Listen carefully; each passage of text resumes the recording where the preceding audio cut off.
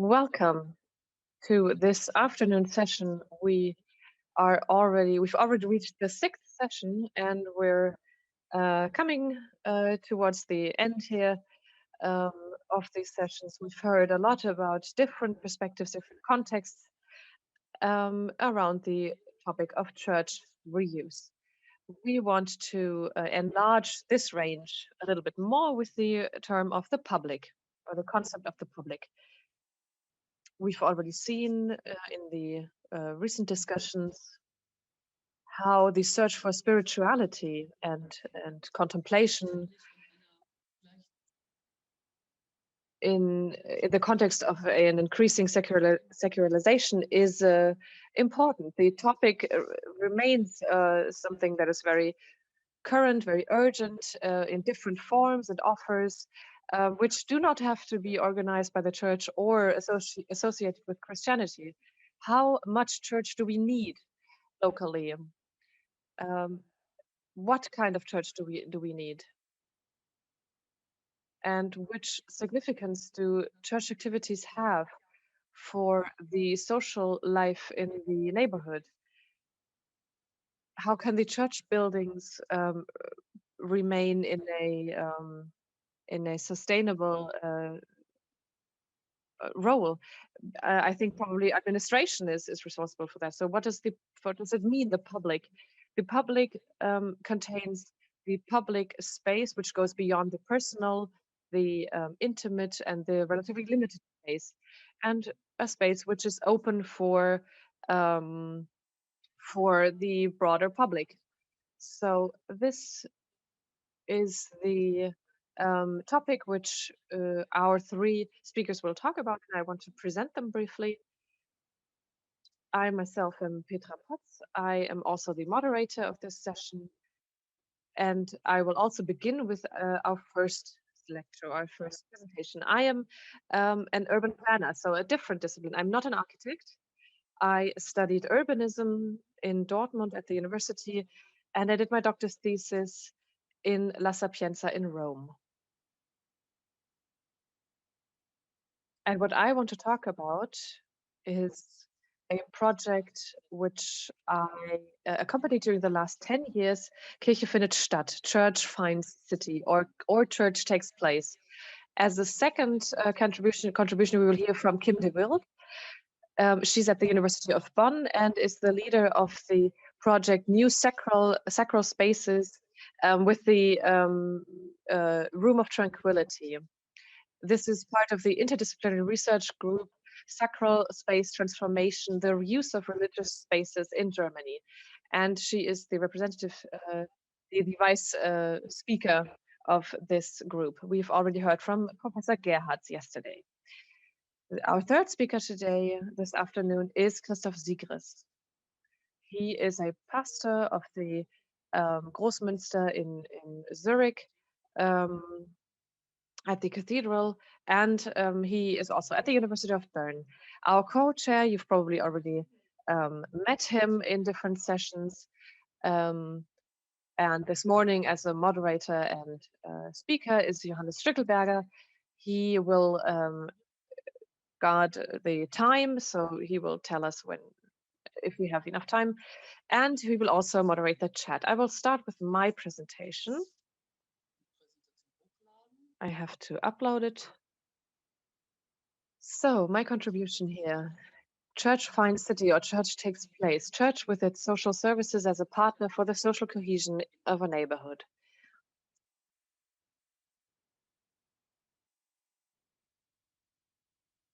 Again, the question of the public. Is a church truly a public space? We have been speaking about this since yesterday with different connotations. What is the core business, if you can call it that, of a church and of its welfare services, its social services? How can a church and its welfare services assume their role in the social cohesion? Church associations traditionally have a case-related, a subject-related perspective. It's about members of a church congregation. It's about target groups or clients, for example, seniors, children, and adolescents. If you look at the welfare associations, so different people who are the target groups. But urban planners take into consideration the spatial relations, so the neighborhood, a district, a large city, a small town, a village, or a region. The basis for joint action, therefore, is relatively diverse. I want to now tell you something about a change in perspective from the readiness to open oneself up and to look beyond the tip of one's own nose, which is difficult for some. One of the questions from a previous sessions about the real estate sector, I would say money comes second. At first, we need an idea, a good idea, and then the money will not start pouring in naturally, of course, but then you can find supporters for it. The joint bracket for an added value in the collaboration is the perspective of the neighborhood. So to ask oneself, what do the people need in the neighborhood, locally, in the village, and what can I, as a church, as an association, on site, what can I contribute to that? With this perspective, it is therefore inevitable to act with the perspective of the broad public. When church work is supposed to, I hear someone in the background, please mute your microphone. It's supposed to have a spatial relation, as in the social space, it has to go beyond its borders, spatially, but also functionally, of course. This can only be successful in collaboration with others. For example, if you wanted to offer educational services in the neighborhood.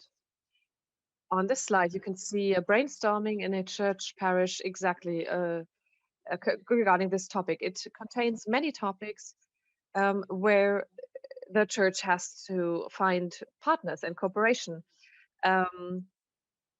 First, it's about the conversion to an educational house, and at the same time about promoting social and integrative social services in the town, and to contribute to educational responsibility and participation in the neighborhood on a daily basis.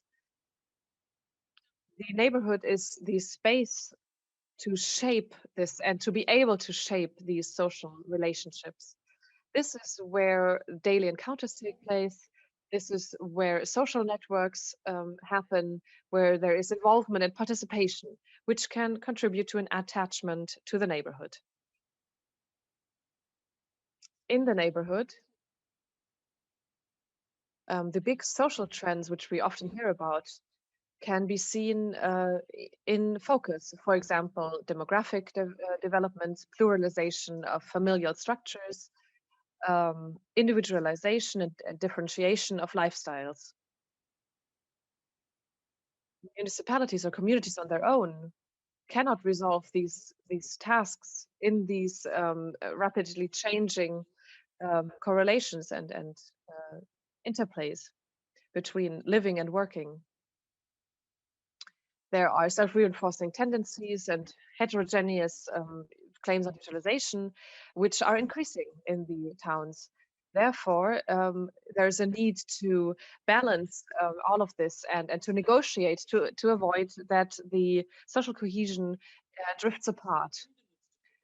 And potentials which were unused until now, and new synergies for the functionality of the municipal community, are becoming more and more important. We need to think in categories like the social space, and therefore in a shared responsibility of different actors and players. This is something which is new, I assume, for the municipalities, for the communities, as well as for the parties responsible. But it is also an opportunity to shape the community for the social cohesion in the local context. I want to report on a project which I already mentioned in the beginning, which I've been accompanying for a long time, and which we've initiated a long time ago. The project Church Finds City, or Church Takes Place, Kirche findet Stadt, innovation and experimentation fields for cooperative development of livable neighborhoods. You can see that here there are ecumenical actors, the German Caritas Association and the Diakonie Germany. So representatives of the two big churches with representatives of the German Bishops' Conference and the Evangelical Church in Germany. In this alliance, these four actors came together within the framework of a project which already was very special. In 2011, we had the National Urban Development Policy, which was supported by the Federal Ministry of Building. This program is still active. They looked for innovation, for innovative approaches for urban development. And in this context, innovation can be a method, a methodology, new topics, or new players, which are important for urban development. In parallel, in the two associations, there were discussions and debates on a reorientation of social action. So, have an approach relating to the space and the location instead of the approaches that centered on the individuals. Diaconia, diaconal action, and the orientation of towards the welfare space and the community aspect. Good factors, good success, prognosis that came together in that case. Then we selected some locations, which we call pioneer locations, 18 locations, and then we acted together with the other partners in the different quarters. These pioneer locations were then selected according to 4 different areas that are of relevance to the community, and then we discussed them as to our strategy. So these are approaches that are relevant to social policy, but also for urban planning and urban development. You can see the 4 different areas.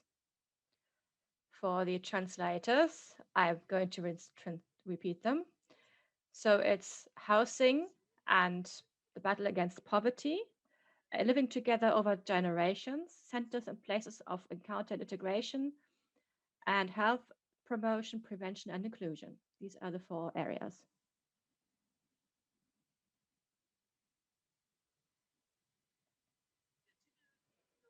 The title of this slide shows us what this is about.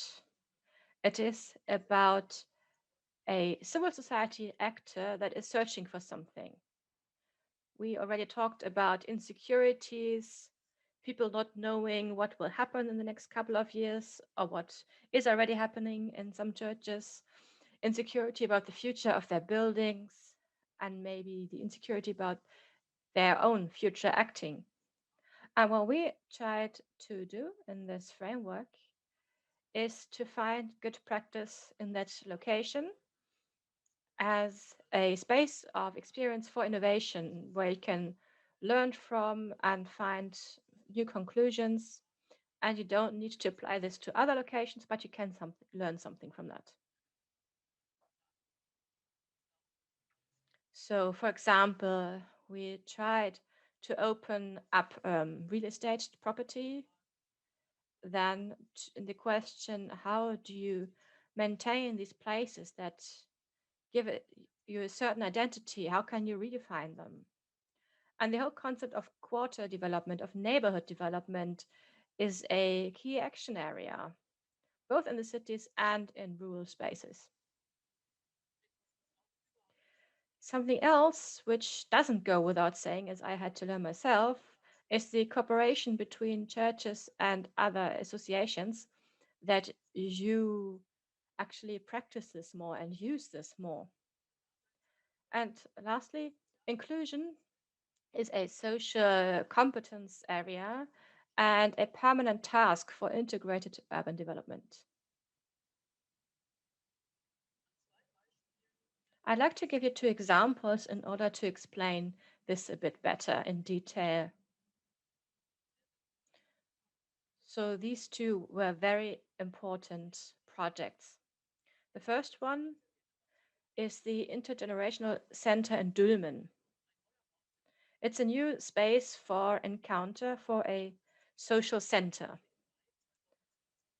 This was opened in May 2020 in Dülmen. Dülmen is a small town close to Münster, Northern Westphalia, with 47,000 inhabitants.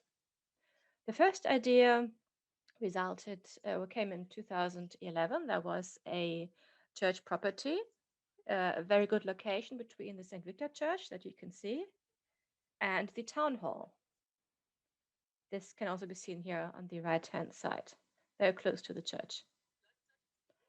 At the same time, we noticed that even in rural areas, sharing and encounter between the generations is something which has become quite rare and doesn't just happen like that. So the consequences are often isolation and a small perception of what the other generations actually do and where they are. So it took us quite a while, over some years. I already said it.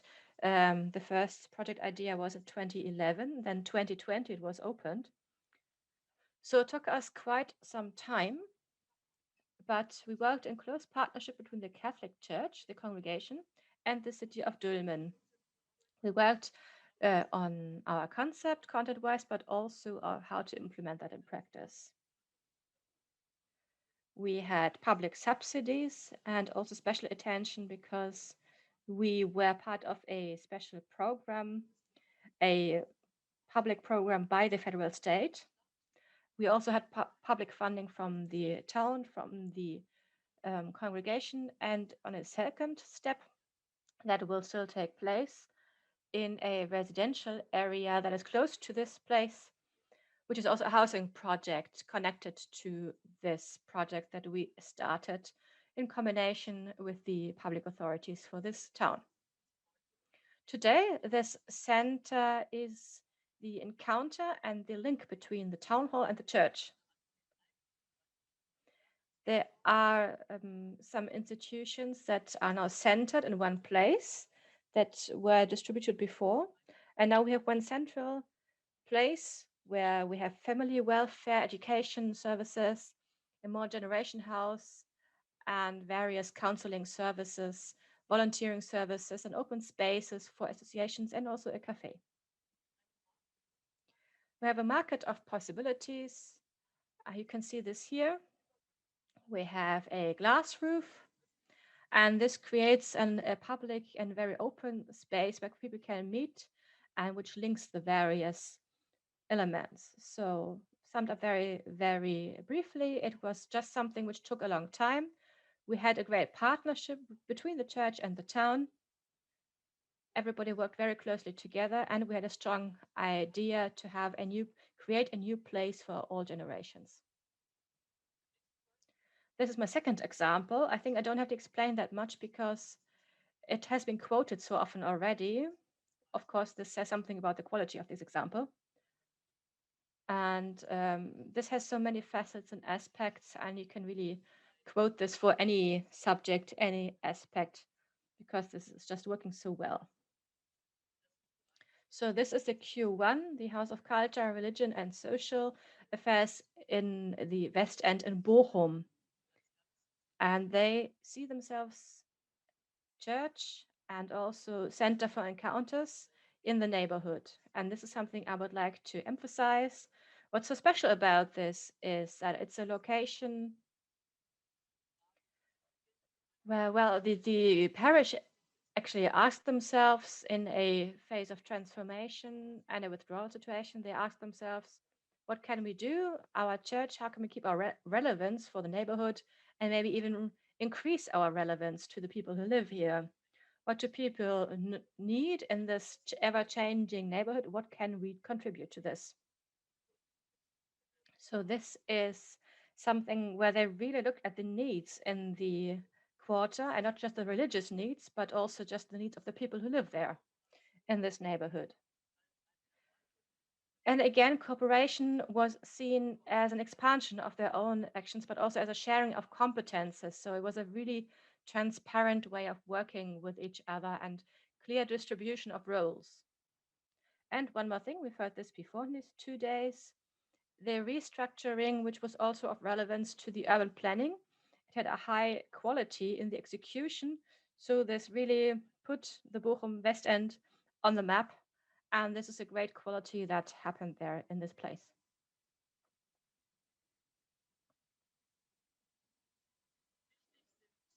What's also important is in the questions about the future perspective in the two huge Christian churches is they look to the reform process within the churches, at least in Germany, but I believe also in other countries. There are reform processes going on, and people are challenging what has happened so far. They ask themselves, okay, what can we do for our future? Which perspectives do we have? Usually, there's always a decrease of members. Congregations have to merge, and they may even have trouble finding enough pastors in the future. So this is very common.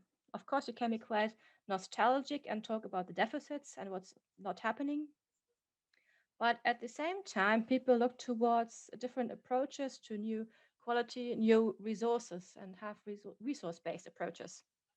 This is just a very small selection from the German discussion that's currently going on.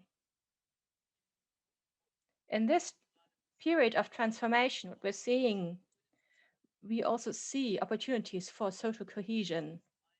For example, people talk about expanded pastoral spaces. This is something I heard from various Catholic dioceses. And the concept of these pastoral spaces can, if used in time and if it's understood correctly for the future, this can provide opportunities. In Essen, they once had an interactive conference regarding the future of the church in the framework of this process. And there's a quote from this conference, which I really like. And this maybe shows this very nice. We've never tried this before, so I'm sure it will be fine.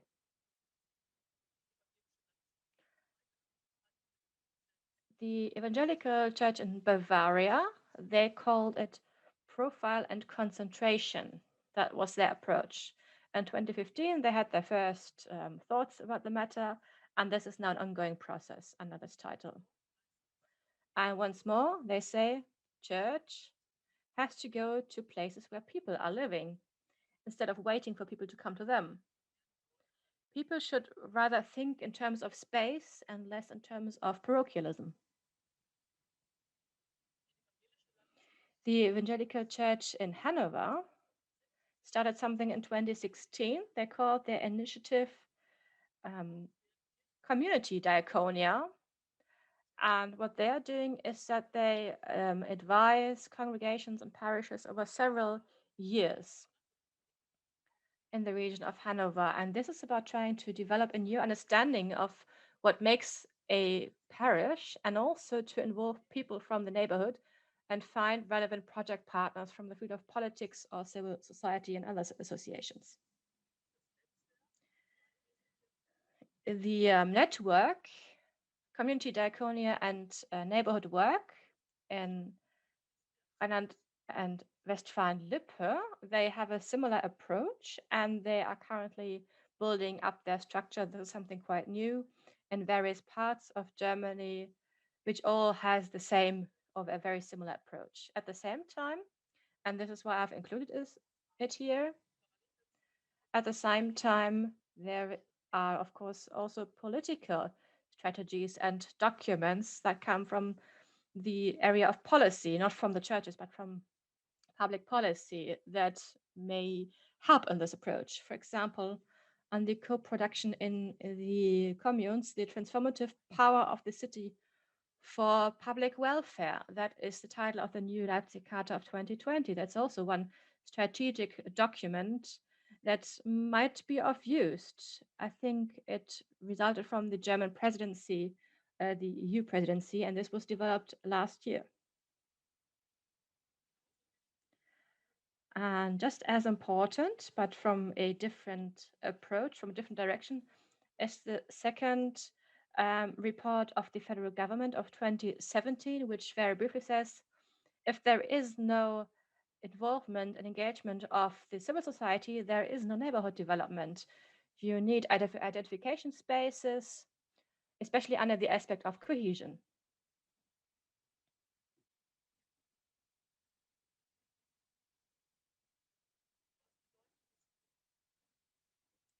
So what does it mean for church associations and actors of the social area, social field, according to social legislation in Germany? If they do something new, they follow new approaches and do things differently than before. For example, they follow neighborhood development and they leave the logic of the construction law.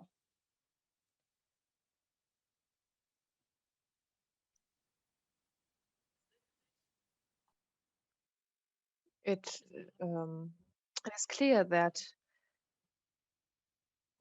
there are already many connections which can still be expanded, of course.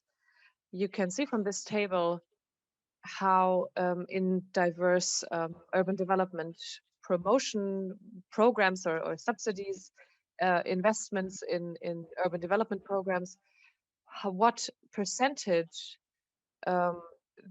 measures in cooperation with religious institutions or welfare organizations are. You can see the percentages here.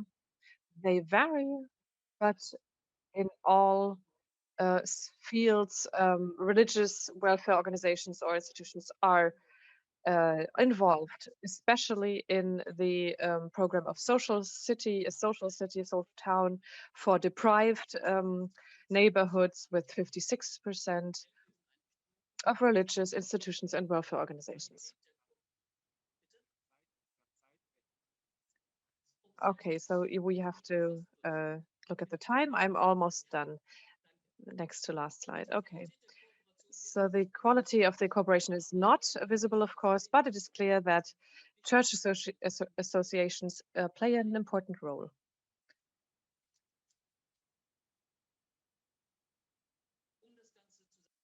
To summarize, and this is my last slide,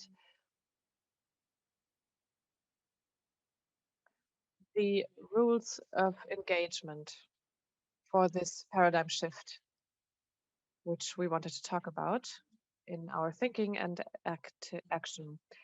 To say it briefly, we need new schools of thought. Church associations and their members are a counterpart as a civic player in the neighborhood, but they could be negotiation partners of the municipalities if they go that way. We need new alliances,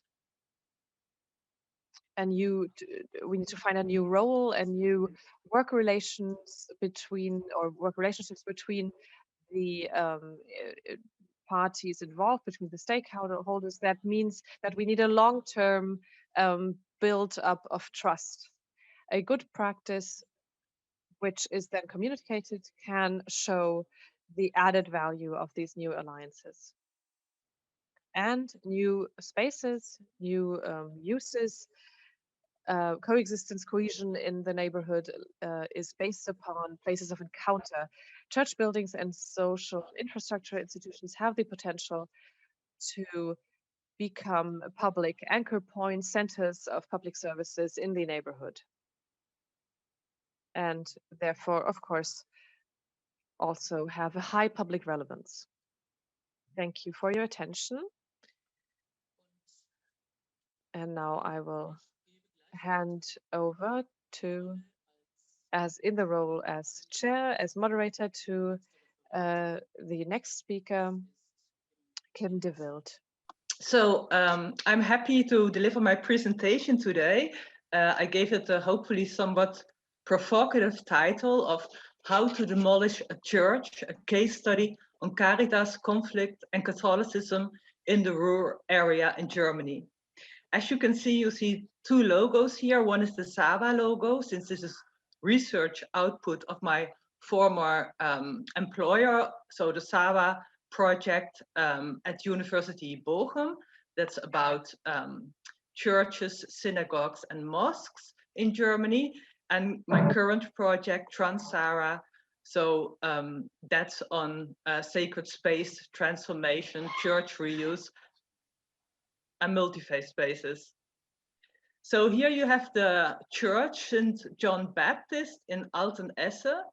And this is a neo-Gothic church. As you can see, a banner is here and it says, St. John must stay. Parents, children, grandchildren pray here, rescue St. John. So the context of this church is that it was consecrated in 1862. It is a neo-Gothic Roman Catholic church in the Ruhr area. And in the years 1872 and again in 1892 till 1901, the church building has been extended. During World War II, it was severely damaged and later on rebuilt in the years between 1947 and 1949. In 2006, the building has been renovated. Because of lacking finances, the parish developed a plan for the future of their 4 church buildings on instigation of the diocese. It was clear that only one building of these 4 buildings could be maintained in 2030. The parish wished this church to be St. John for several reasons, such as having the most seats, the centrality of the location, good parking facilities, the ability to use the churchyard for festivities, and the visibility in the center of the district. The church functions as a prominent landmark there. The bishop initially ratified this plan in 2018, but shortly thereafter, the local hospital operator Contilia proposed to buy and demolish the church in order to build a new hospital at the exact location of the old church. The diocese and the church council were in favor of selling St. John. A new church within the new hospital should then substitute the current church building. A group of parish members who opposed the sale and demolition became active and founded the association Rescue St. John in 2019. They have an internet blog, rettetsanktjohan.de, which is one of several forms of action they have undertaken, besides actions such as demonstrations, legal actions, and other social media activity, such as Instagram.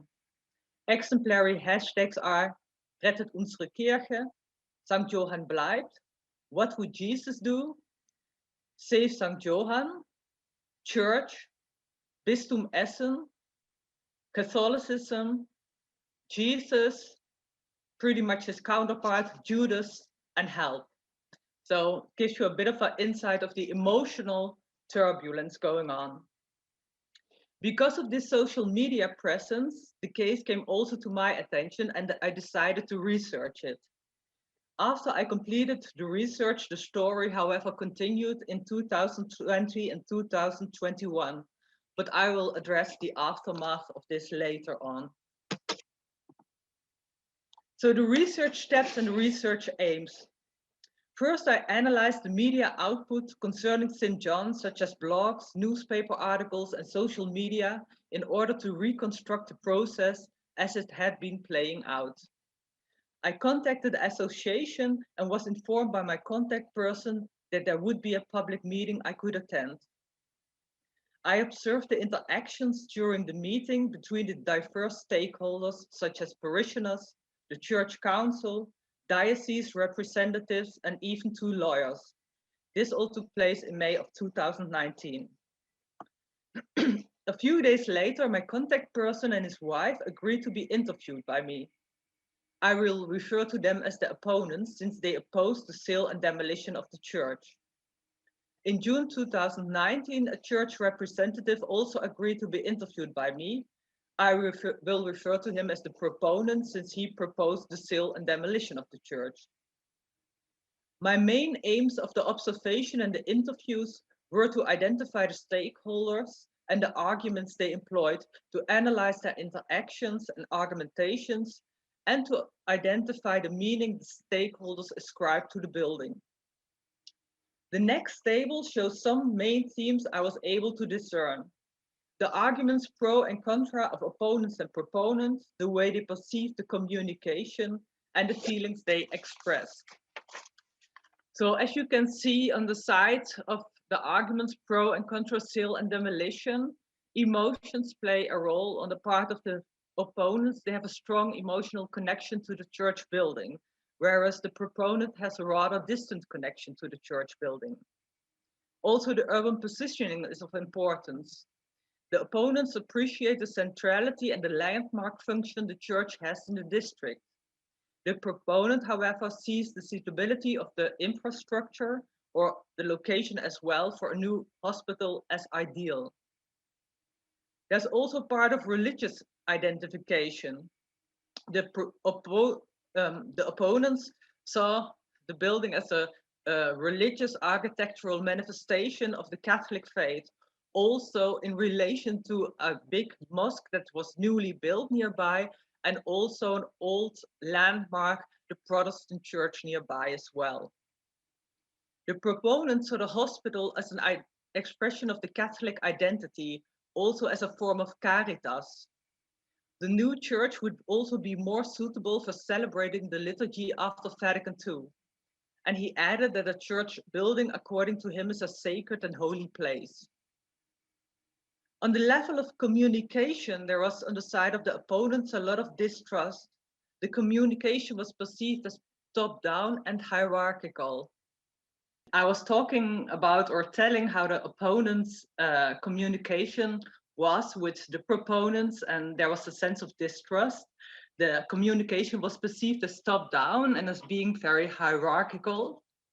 And in the case of the proponent, he said he perceived the communication as abusive and perceived the opponents as hardly willing to engage in a dialogue and as clinging too much on to the past.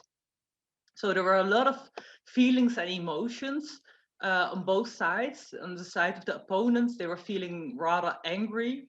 They said, we have a lot of lifeblood invested in this church, a strong emotional attachment to the church building. And although the proponent was understanding towards the opponents regarding their feelings, he also perceived the communication as traumatic, and he felt abused and treated badly. So I decided to analyze the case with the help of the French philosopher Michel Foucault. He wrote the paper, The Subject and Power, and this proved to be helpful in analyzing the case more in depth. In this paper, Foucault proposes taking the forms of resistance against different forms of powers as a starting point to bring light to power relations. This seemed fruitful to me, since this case was characterized by power struggles. According to Foucault, there are oppositions that are more than anti-authority struggles. He stated that dividing practices are divisions within a subject or between a subject and others, and the latter seem to be the case here. Foucault suggests several focal points on how to characterize power struggles, but I will only highlight the ones that stood out most in the case of St. John. One focal point is that of immediacy. People criticize those instances of power which are the closest to them. In the case of St. John, not only a specific landmark within the familiar neighborhood of the opponents was threatened to disappear, but also a place which is an expression of their history and of their religious identity, the Catholic identity. Another focal point is that of individuality and community. Power struggles question the status of the individual. They assert the right to be different, but yet at the same time attack everything which separates the individual and splits up community life. Opponents and proponents who were once one community are now on fierce opposing fronts. Although both sides regret the rift in their parish, their opposing views reinforces their own stance. The last focal point I want to address here is that of knowledge. Power struggles are in opposition to the effects of power which are linked to knowledge, competence, and qualification. They are struggles against the privileges of knowledge and against secrecy, deformation, and mystifying representations imposed on people. In this case, the opponents did not have the same legal means as the diocese, or had the knowledge about canon law to the same extent they did. Also, information was presented in a mystifying manner. For instance, there were unreadable slides during the parish meeting. Reference was made to the fact that proposed alternatives of the opponents proved inviable, although it remained unclear who tested the viability of these alternatives exactly. So Foucault asks, how is power exercised? And he says, this question of how power is exercised is meant in a descriptive manner. What happens when individuals exert power over others? Here, the opponents were not willing to subordinate to the institutional church and their exercise of power. Nevertheless, the space, for instance, was controlled by those in power. Because of quote unquote inappropriate behavior on the side of the opponents, according to the proponent, they were not allowed to use the church building for meetings concerning its future anymore. They shouted in the meeting, so he wanted to prevent that. The difference in juridical means and knowledge also made the struggle more unequal. The case of St. John's showed that for the stakeholders involved, more was at stake than the need for a place of worship or the art historical or architectural appreciation of a century-old structure. The emotional attachment to a church building can take on such an intense form that a community is divided to its core. And now a last twist. The church had been effectively sold to Contilia, but in October 2020, Contilia decided not to build a new hospital after all. In fact, the hospital operator wanted to close the old hospital altogether. It seemed that all of the conflicts and the rift in the community were in fact unnecessary given this outcome, but that is in hindsight. The parish was given the option to repurchase St. John. It was, however, clear to both sides that the repurchase could not undo all the hurt that had been caused and re-establish the trust that had been broken. A dialogue process was instigated to appease both sides. In reading the blogs, it became painfully clear to me that although the church as a structure had not been demolished, the church as a community still was in a state of disrepair. Moreover, a new initiative to merge parishes added fuel to the whole situation. A few excerpts of the blog post read, "A critical and open dialogue has not been permitted. There's no improvement in communication. Are the parish members to be punished because of their struggle to rescue St. John?" These new conflicts did not only arise because of the proposed parish merger, but also because of the way in which the dialogue process to heal the wounds had been organized. And finally, because of the intransparency in communication about the repurchase of St. John. The distrust not only continues, but actually increases. So the last slide are my sources. If you want to know more details about this, to me, very exciting and interesting case, open access article I've published, and you can find it on Bauforschung online. And if you want more information about my former project, you can also find it in the link. I will provide these materials later on, and also my current project, Transara. So thank you for your attention. Thank you, Kim, for this two-part presentation. I think we found back to the second part. That was really interesting, even the second part. Now let's hear Christoph SIGRIST and hope that this works with our problems.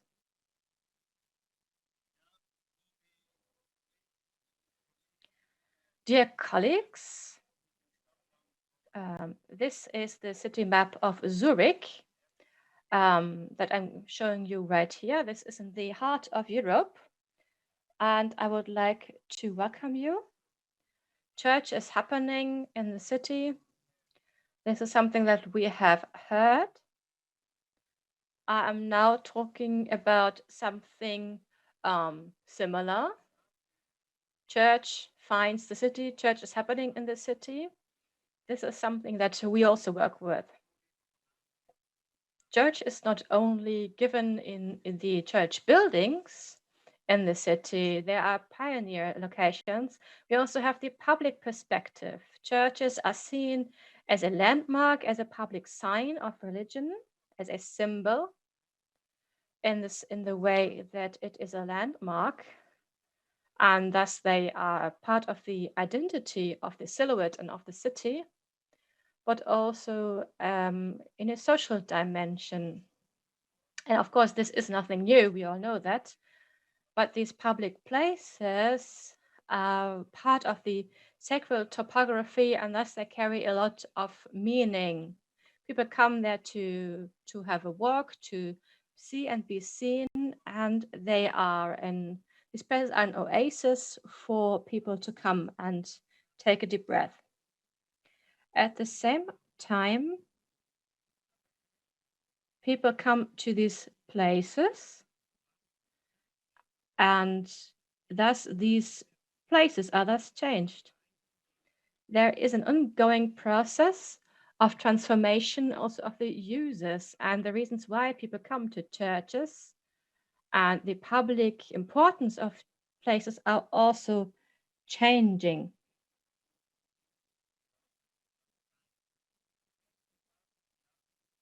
So I am now starting with my look towards At first, the interior I want side and then the exterior side. tell you about my experience at the Großmünster in Zurich, and I assume, of course, the Reformed heritage. Ulrich Zwingli and his successor 500 years ago literally vacated the space from grave stones to improve the vibrations and to not clutter it with sacral objects, which only had as a result the apostasy and the misuse of sacrality as a link between God and man, and of course the poverty trap of requiems and collections, etc. When poor people gave their money to the church in their luxury. So this reformed principle of a vacant space, of an empty space, provided creative vacancies. For example, in the choir of the Großmünster, Zwingli with his friends installed a Prophezei, a primary school, and for ministerial formation as well, and a theologians group where the Bible was translated into German. So it became a study and a lecture hall for the Theologians Guild. And the monastery of the Dominicans also became the first hospital, the first public hospital with a food bank for homeless people and poor people. Monks and nuns married and became social workers, basically.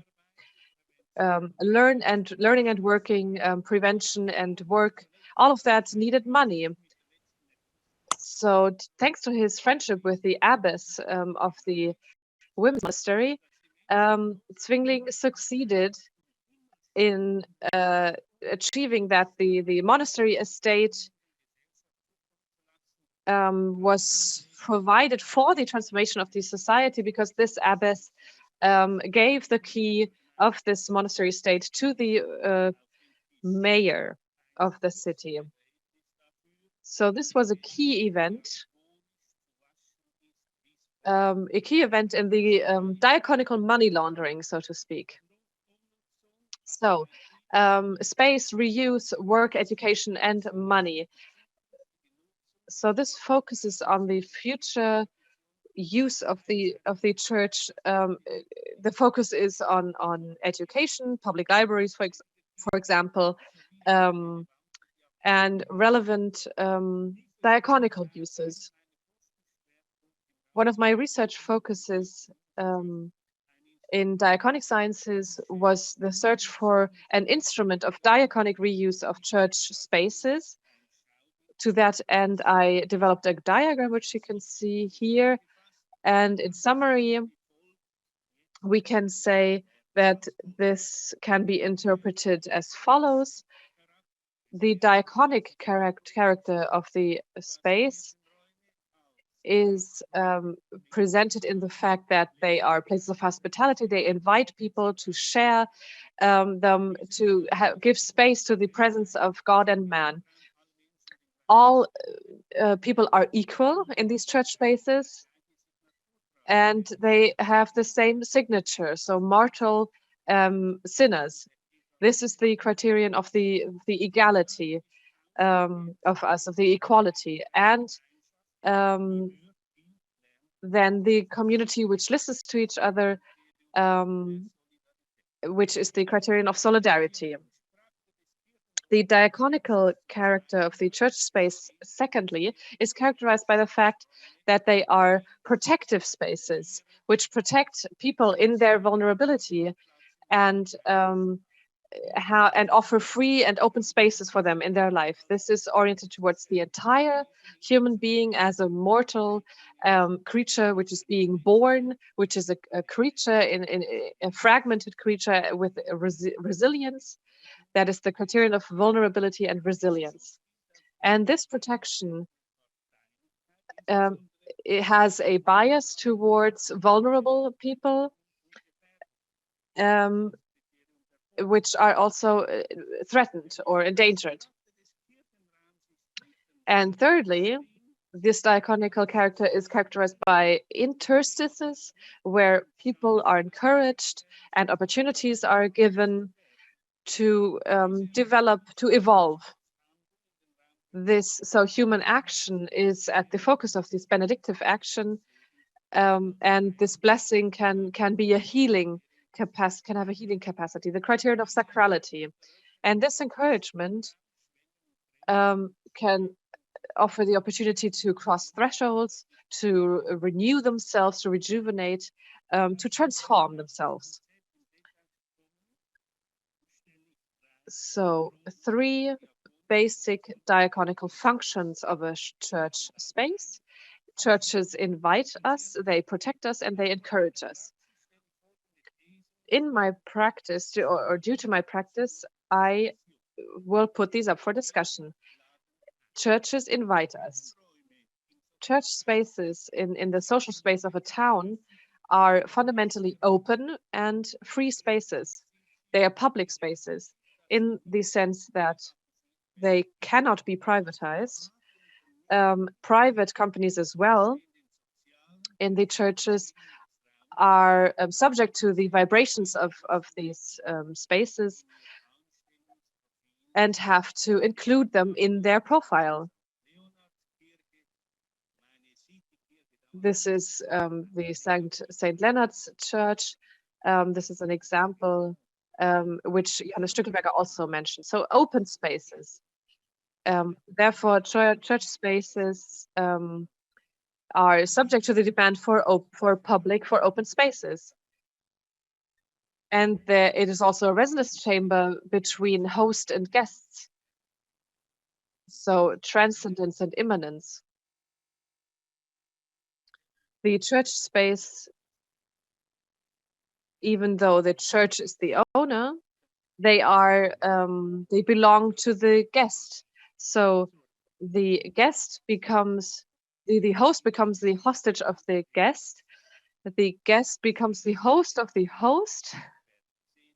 Thanks to his or her rules, I am seen, I am heard, I am received. So churches contribute to a hospitable town. Second, churches protect us. Churches in the social space of a town are have to be furnished in a way that they protect the vulnerable, but also as resonance chambers for socially deprived people. They facilitate, they offer non-legal spaces for consolation. They can also contribute to the discussion about climate change, and churches protect us by opening their spaces up for public discussions around focus points of the town. They protect from racist and anti-Semitic attacks, and they guard the human rights and against condemnation or ostracism. Therefore, they protect our social life and the nature. So they contribute to a social town. And ultimately, churches encourage us.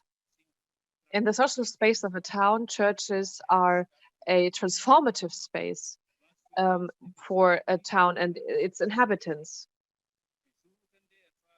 Visitors experience a change of perspective, a transformation. You exit a church differently than in a different state than when you entered. And that is true also for the urban soul.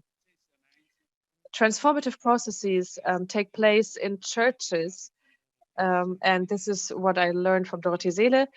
There are fits of courage, not fits of anger, but fits of courage.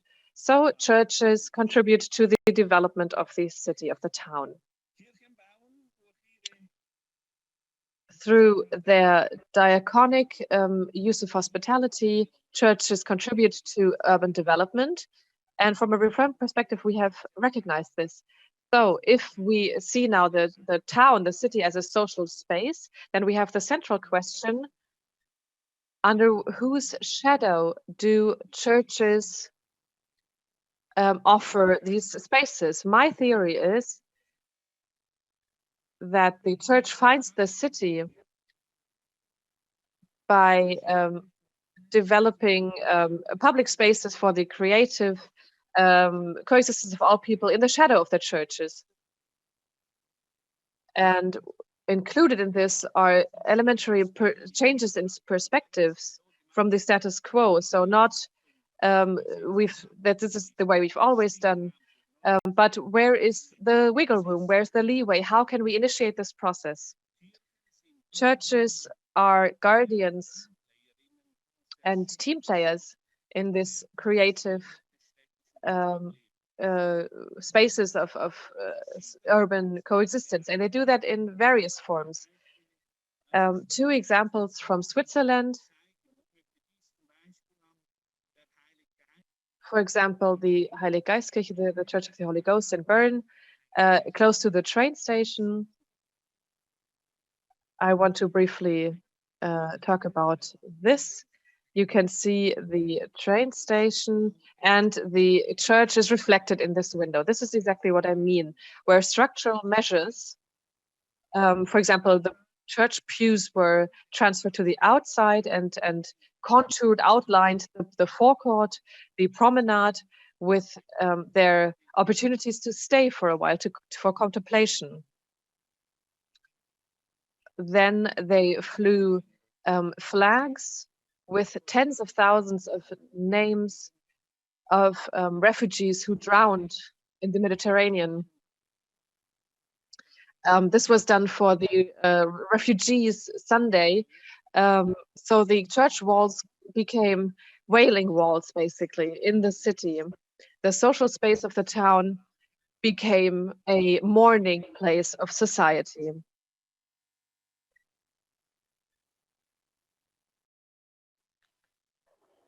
And they put benches there around the church So the public space suddenly became a kind of town hall where thousands of people came together to eat together to a food-safe banquet. This is quite impressive. Also, these benches. I wanted to show you another picture of the pews.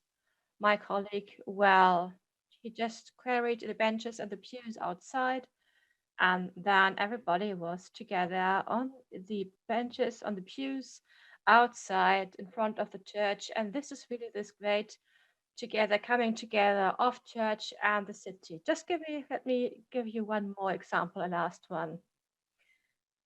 During the lockdown, during Easter 2020 in Zurich, I couldn't have shown you this last year, which is the city that stood still. The silence in the city overlapped with the silence on the Alp. It's a blessing. It's a very traditional Catholic tradition from the mountains. And they now celebrated it in an ecumenical way, a city blessing. And they did that together with so many people in the neighborhood from the tower there. And they said that they wanted to do something in the real fabric of the city. And this blessing was something that we called from the tower of the Großmünster church. And this had a great success. You can have a small video. You don't have to understand it. It's Swiss German, but just try to follow what this is about.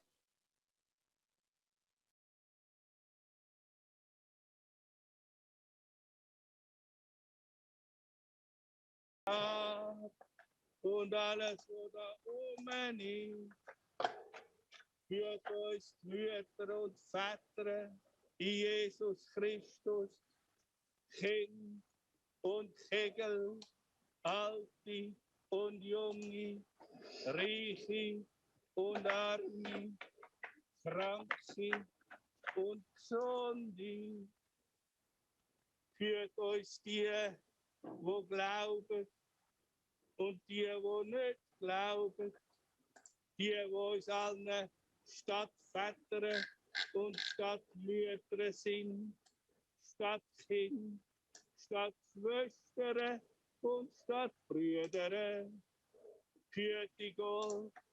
Führt uns Gott vor böser Stunde, uns alle im ganzen Rund. Wir sind wach, achtsam und tapfer, heben zueinander, in Gottes Namen. Vierte, Gott. So this was just a very short video and the sounds that you have heard. And this shows you that city churches have a potential to work beyond their churches. Cities attract the force fields of hospitality, of asylum, and encouragement so that churches become transparent and they can become open for people to open up spaces in the spirituality, and they can send out invitations to people. In the social space of a city, this opens up spaces for resonance with diaconal access, like the banquet. Don't tell me that these spaces are not possible, because it is possible. We found other examples. So what are we waiting for? Churches are built. So let's take this blessing for the city that you have just seen. Let's start with that. Thank you very much. Thank you, Ronja Ewald, for saving this technology aspect. And thank you that this was possible from Zurich to the whole world. Thank you very much.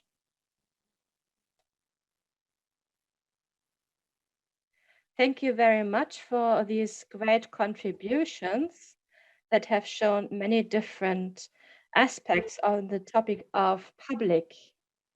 I believe the contribution of Mrs. de Wildt, that was very interesting.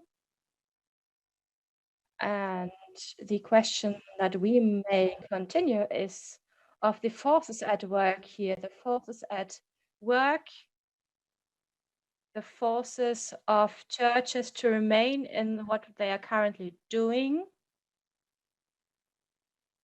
to stay where they are, to persist in what they've been doing. Is this a form of a specific awareness of power, or is it something else? Maybe is it an expression of security, to be with the back against the wall? And this is why the communication goes wrong in the end. I think it plays a role, and what you can do is a form of a very old-fashioned way is maybe it's a bit different, like this discussion with the sexual abuse in the church. But I mean, this is a different topic, but maybe this is where this distrust comes from. Usually the bishop can usually decide what happens to such a church space. Of course, they have to listen to people, but in the end, the bishop can decide. And once the bishop decides something, then people have to live with it. And we live in a time where we are not used to that. When people say, no, I do not accept this hierarchy, that some person tells me something, I don't accept that. And this is what I saw in this congregation, that there was so much initiative. And the session that I attended, there were 2 lawyers from the diocese, irrespective of what they said. This already tells you something, that just the presence of the lawyers, that there is an imbalance in the communication. This also was demonstrated during this conference, that, you know, this may always be in the background, in the subtext. There's always a political note to this. I think we need to talk about this. We've received a lot of attention for the great stories and the nice coffee table books about 100 forms of church reuse and how great that is. I believe, well, it's also interesting to see the ugly spaces, because it's usually the ugly spaces that are menaced and are threatened, or people may even feel connected to those places. And so maybe some spaces are less attractive, but still we may need those too. And also this question of power, where politics will always play a role. So there is always the subtext. And I believe when it's about space, people often say, you know, yes, at the end of the day, it's about people. Church is the people are the church. No, we are also spatial beings, and you can't forget the space, and you shouldn't have just one or the other. In our project Transara, we have a part project with my colleagues, Dr. Robert Plum, and he works a lot with this politics of the aspect of the politics and how difficult it is. This is something we see again and again, and how difficult it is to work with that. Does this answer the question? Yes, I also think, based on my experiences, what about the knowledge? The knowledge that some pastors have, or maybe the ability to go beyond their own knowledge, the theological knowledge that you may have learned during your studies, and this role that you have, a pastor or a priest, that you decide at the end, this role to go beyond this, what you usually do, and also accept what others offer, what the outside world offers. The experience that I've gained in this with people who have accepted this, who have tried to open up, was usually quite positive. But of course, it's not the mainstream. Not everybody does that in each and every community to do that. So what about the mediation? You have to include such an perspective to involve people, that it makes sense to do that. and that this is more and more accepted. How do you see that? I think you have to want that. My research group and I are very aware of that in the question of church reuse, there are so many stakeholders, which I just described. These were mainly the parish members who fought for preserving the church, but specifically in Eastern Germany, we can see that they are not members of the congregation who still fight for the preservation of the church. I think you can profit from that. You can use the advantages of that, but sadly, there are other things that are predominant. Maybe, if I speak very personally, in our church congregation locally, they needed people, and we offered, but they said no because it was about a church reuse. So I think it's very difficult. It is a difficult question of knowledge, and there's obviously also an imbalance, a grave imbalance of power and knowledge, which I learned from Foucault. These skills and knowledge that you have, you can easily play this off against other people who are not theologically educated or trained. Even though people may have specialist expertise on other levels, there were people who did have expertise or acquired this expertise and had the ability to fight back. So concerning canon law and public law from their part, but it presented as very difficult. So if you do not have an open ear for that, it can become difficult. Maybe a question for Christoph SIGRIST, from what we've heard as well.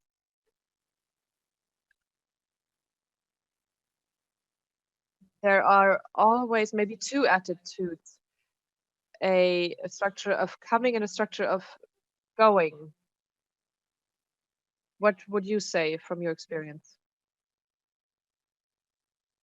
Do you have to, as a parish, as a pastor, do you have to go outside, or do you have to get people to come inside? What is more important? I think it's both. What we just talked about. In Switzerland, we are not at a point where the pastor decides what Kim de Wildt said. We are very democratic here in our process. It is not my sermon that I just held. It is the sermon of the church space. It is so, the church space is so has so many influences and is so has so many effects that these church spaces contain the traces of what took place there. And we as people responsible in the church, we have the responsibility to initiate these processes so that the transformation of the church space into a social space of a town can take place. But I have to tell you that I did not learn that myself, that I should see the church space as a constitutive social space, and that I have a responsibility. That is new to me. And I feel this pressure every day. Okay, so the interpreters will now deactivate their microphones. I hope that the discussion will continue in English. Thank you very much. Then I would like to continue in English.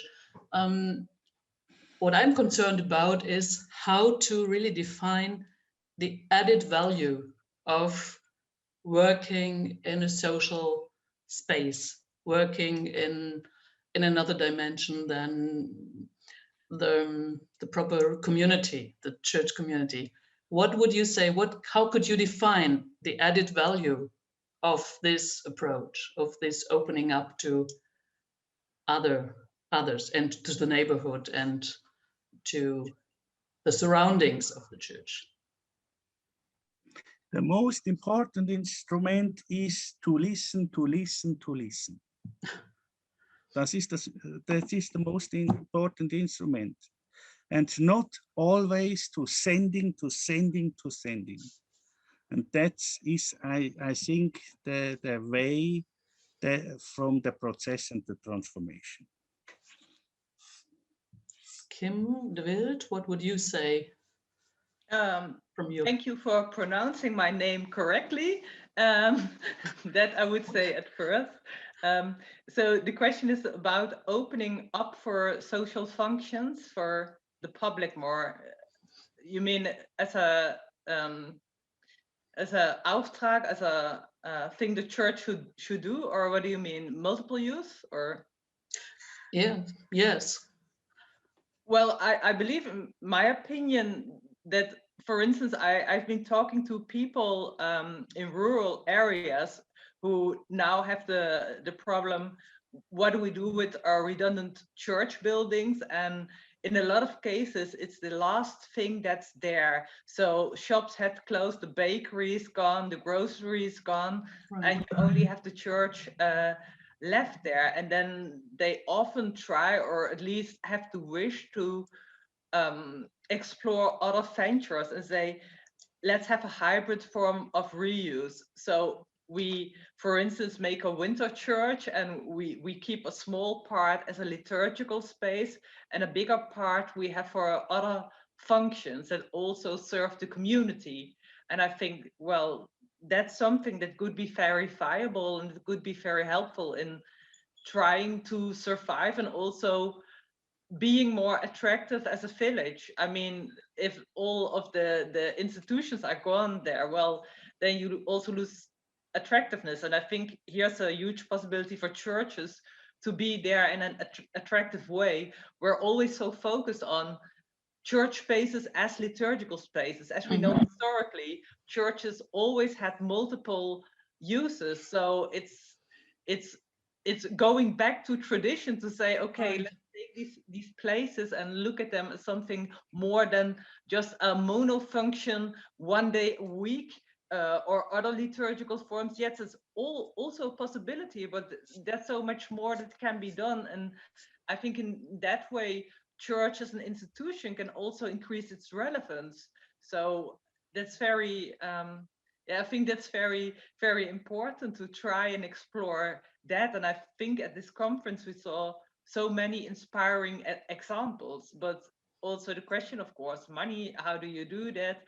I think what the biggest capital is very many volunteers who love the church buildings, who are perhaps not religious, but very emotionally attached to the building. Yes, and that could create a whole new sense of community and not just a churchly community. What does it need from which level, maybe? What you both, or also me, can see from our practice or from our research? What are the main tasks and at which level to convince, let's say, more than the good practice examples we already have found, and to give it a broader basis? What do you think? What are the coming tasks for us? Well, we have been talking a lot. Perhaps I think that's a very important question you ask, Frau POTZ. What would you say? What can be done? Huh. Thank you. Thank you for giving me the role, yes, to answer and not only to ask. What I have in mind from my experience in the project Kirche findet Stadt, Church finds City,